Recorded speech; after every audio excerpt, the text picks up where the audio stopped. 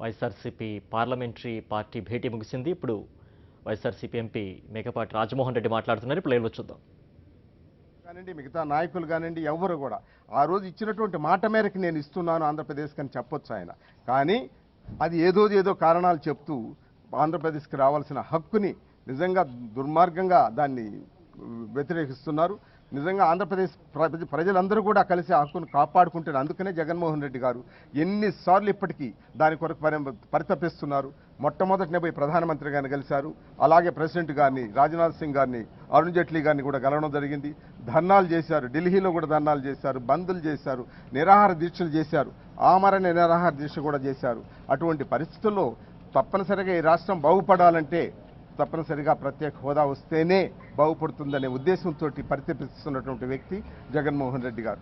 దానికి చంద్రబాబు గారు ఎన్నో అక్కడికి విశాఖపట్నంలో క్యాండిల్ ర్యాలీ చేద్దామని వెళితే అక్కడ విమానం దిగక ముందే దాన్ని ఆయన్ను అడ్డుకొని అక్కడ నిర్బంధించినటువంటి పరిస్థితులు, తిరిగి విమానంలో పంపించిన పరిస్థితులు మనం గమనిస్తున్నాం.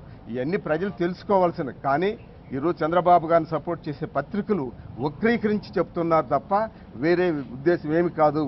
ఈరోజు ప్రత్యేక ప్యాకేజీకి ఏమాత్రం విలువే లేదని కూడా నేను మనవి చేస్తున్నాను. అందుకని జగన్మోహన్ రెడ్డి గారు తప్పనిసరిగా పార్లమెంట్లో దాని కొరకు మమ్మల్ని పోరాడవలసిందిగా మరి డైరెక్షన్ ఇచ్చారు ఆయన. తప్పనిసరిగా దాన్ని మేము అన్ని విధాలా పరిరక్షించుకునేదానికి ప్రయత్నం చేస్తాం.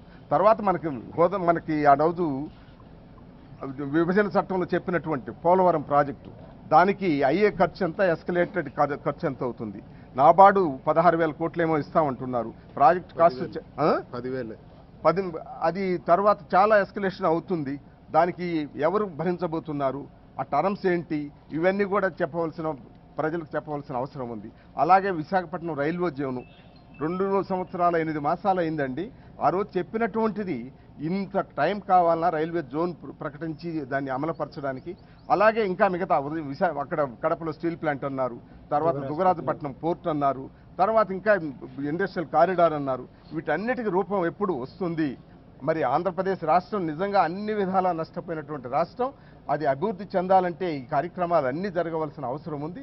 దాని కొరకు తప్పనిసరిగా పార్లమెంట్లో మేమందరం కలిసి దాన్ని తప్పనిసరిగా ప్రయత్నిస్తాము, దాని కొరకు పోరాడతామని కూడా మనం చేస్తున్నాం. స్పెషల్ ప్యాకేజీలో ఒక నిమిషం, స్పెషల్ ప్యాకేజీలో కనుక వారు అన్నట్టు ఎంత డబ్బులు వచ్చేస్తే ఎంత వచ్చిందని చెప్పగలిగితే, ఎంత డబ్బులు స్పెషల్ ప్యాకేజీలో వచ్చింది, దానివల్ల ఎన్ని పరిశ్రమలు వచ్చాయి, దానివల్ల ఎన్ని ఉద్యోగాలు వచ్చాయని ఆయన చెప్తే చాలా బాగుంటుంది తప్ప, మాకు ప్రత్యేక హోదా కంటే కూడా స్పెషల్ ప్యాకేజీలో ఎక్కువ డబ్బులు వచ్చిందని చెప్పడం ప్రజలను మోసం చేయడం తప్ప వేరే ఏమీ లేదు. ఎందుకంటే స్పెషల్ ప్యాకేజీలో వస్తే దీనికి దానికని ఇవ్వకోకుండా వారు సీఎం అకౌంట్లోకి వెళితే వారు చంద్రన్న కానుక కానీ లేదంటే చంద్రన్న బాటకు కానీ వారు ఇష్టం వచ్చినట్టు ఉపయోగించుకోవడానికి వీలవుతుంది తప్ప ఇలా అభివృద్ధి కొరకు కానీ లేదా ఉద్యోగాలు క్రియేట్ చేయడానికి కానీ పనికిరాదు కనుక వారు ఆ విధంగా చెప్తున్నారు తప్ప స్పెషల్ ప్యాకేజ్ వల్ల ఏ విధమైన అభివృద్ధి ఇంతవరకు జరగలేదు, జరగడానికి అవకాశాలు లేవు. కేంద్రం పైన అవిశ్వాసం పెట్టే ఆలోచన ఏమైనా ఉంది? ఎందుకంటే మనకి ఇచ్చినటువంటి హామీలన్నింటినీ కూడా నెరవేర్చడం లేదు కాబట్టి అట్లాంటి ఆలోచన చేస్తున్నారు. మిగతా పార్టీ వాళ్ళతో కూడా మాట్లాడదాం. వైఎస్ఆర్ పార్టీ మీకు తెలుసు కదా, సంఖ్యగా తెలుసు కదా, అయినా కూడా మీరు చెప్పే వాళ్ళతో మాట్లాడి తప్పకుండా దానిపై కూడా నిర్ణయం తీసుకుంటున్నారు. అదేవిధంగా తెలుగుదేశం పార్టీ ఎంపీలు కొంతమంది మాట్లాడుతున్నారు ప్రత్యేక హోదా విషయంలో. చాలా అది వినటానికే చాలా అసహ్యంగా ఉన్న మాటలు. వాళ్ళు వేరే రాష్ట్రం ఎంపీలు మన రాష్ట్రాన్ని జరుగుతున్న అన్యాయాన్ని గమనించి, ముఖ్యంగా తెలంగాణకు చెందిన ఎంపీ కవిత గారు మొన్న ప్రత్యేక హోదాకు వాళ్ళు కూడా మద్దతు తెలియజేశారు. అయినా సరే అవి చూసైనా సరే మన తెలుగుదేశం పార్టీ ఎంపీలు ఒకసారి పునరాలోచించుకోవాలి.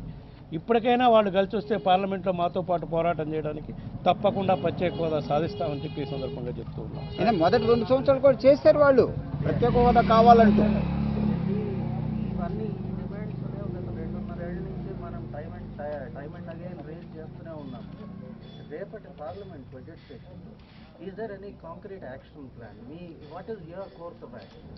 మాకు మెంబర్స్ అందరం కూడా పార్లమెంట్ సభ్యులు అందరం రాజ్యసభ సభ్యులు తప్పకుండా పార్లమెంట్లో ఈ లోగడ ఏ విధంగా అయితే గొడవ చేశామో అదే విధంగా ప్రత్యేక హోదా కావాలని ప్రభుత్వం మీద ఒత్తిడి తీసుకొస్తాం. అదేవిధంగా ఇందాకనే సోదరులు అడిగారు బిల్లు పెట్టే కార్యక్రమం కూడా రాష్ట్రపతి దాని మీద ధన్యవాదాలు చెప్పే దానికి కూడా ఓటింగ్ పెట్టే సందర్భంలో కూడా మిగతా పార్టీ వాళ్ళతో అందరితో మాట్లాడి దీనిపై కూడా ప్రత్యేక హోదా విషయంలో స్పష్టత ఇవ్వాలని చెప్పి కేంద్ర ప్రభుత్వాన్ని అడగడానికి నిర్ణయం. ప్రైవేట్ మెంబర్స్ బిల్లు కూడా సుబ్బారెడ్డి గారు ప్రవేశపెట్టబోతున్నారు. దానికి కూడా అందరి మద్దతు కూడా కూడబెట్టే ప్రయత్నం చేస్తారు. ప్రైవేట్ మెంబర్ బిల్లు రాష్ట్రానికి ప్రత్యేక హోదా ఇవ్వాలని ప్రైవేట్ మెంబర్ బిల్లు ప్రపోజ్ చేసి నేను లాస్ట్ ఇయర్ ఇవ్వడం జరిగింది. అలాగే యాంటీ డిఫెక్షన్ కూడా మా పార్టీ అది ఎవరైతే విడిచిపెట్టి మొన్న శీతాకాల సమావేశాల్లో రావాల్సింది. శీతాకాల సమావేశాల్లో మిగతా కాంగ్రెస్ పార్టీ పక్షాలు సభను జరగకపోవటం వల్ల రాలేదు. ఈ బడ్జెట్ సమావేశాల్లో ప్రైవేట్ మెంబర్ బిల్ తప్పకుండా వస్తుంది. అలాగే యాంటీ డిఫెక్షన్ దానిపై బిల్లు కూడా కూడా అన్ని మేము పరిశీలి పక్షాలతో చేస్తాం. పాటు ఆ బిల్లు పాస్ అయ్యేదానికి కూడా గట్టిగా ప్రయత్నం చేస్తాం మేము.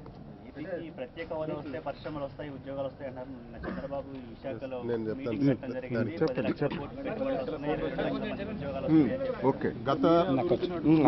నిన్న చెప్తాను, నిన్న జరిగిన సదస్సులో 22 లక్షల కోట్లు వచ్చిందని చెప్పి చంద్రబాబు గారు గొప్పగా ప్రశ్నిస్తా ఉన్నారు.